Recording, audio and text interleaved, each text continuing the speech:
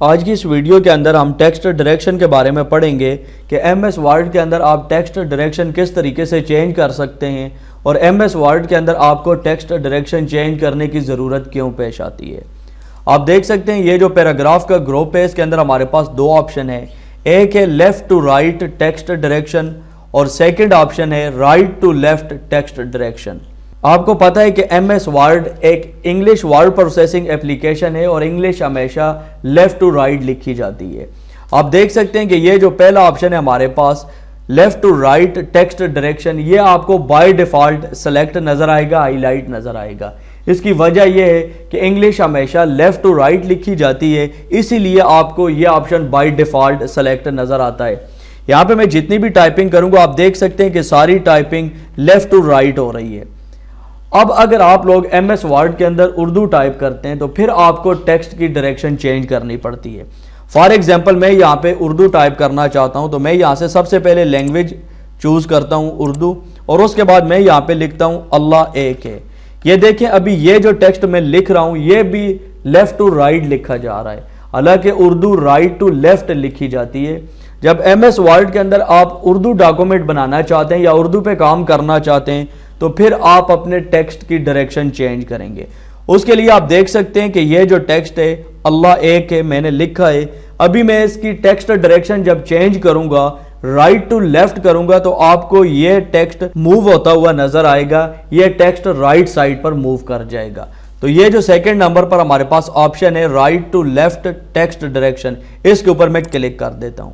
ये देखें जो ही मैंने क्लिक किया है तो टेक्स्ट की डायरेक्शन चेंज हो गई है। अब मैं जितना भी टेक्स्ट लिखूंगा वो सारा राइट टू लेफ्ट लिखा जाएगा। ये देखें मैं टाइप कर रहा हूं, आप देखते जाएं।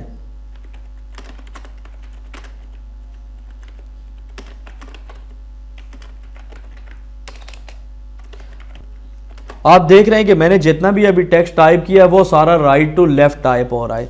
और अगर आप यहां पे ऊपर ऑप्शन चेक करें तो आपको right to left text direction का जो ऑप्शन है वो आपको हाईलाइट नजर आएगा। तो इस तरीके से आप एमएस वर्ड के अंदर टेक्स्ट की डायरेक्शन को चेंज कर सकते हैं। और टेक्स्ट की डायरेक्शन चेंज करने की ज़रूरत आपको उस वक्त पेश आती है जब आप उर्दू टाइपिंग करते हैं। इसके अलावा यहाँ पर आपको एक और ऑप्शन के बारे में बताता चलूँ।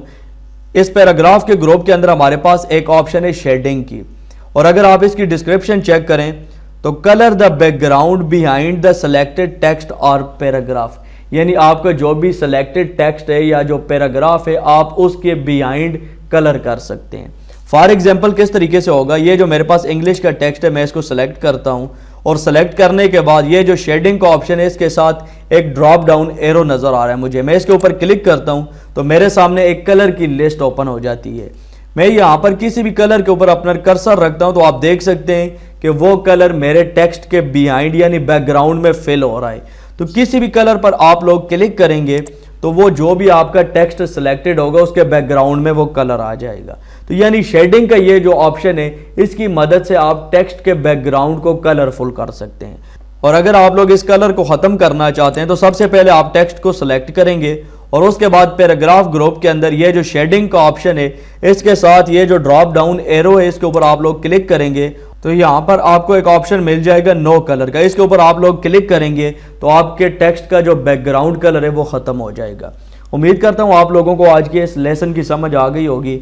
अगर आपका एमएस वर्ड के रिलेटेड कोई भी क्वेश्चन है तो आप वीडियो के नीचे कमेंट कर सकते हैं। दीजिए वसीम अब्बास को इजाज़त, नेक्स्ट वीडियो तक के लिए अल्लाह हाफ़िज़।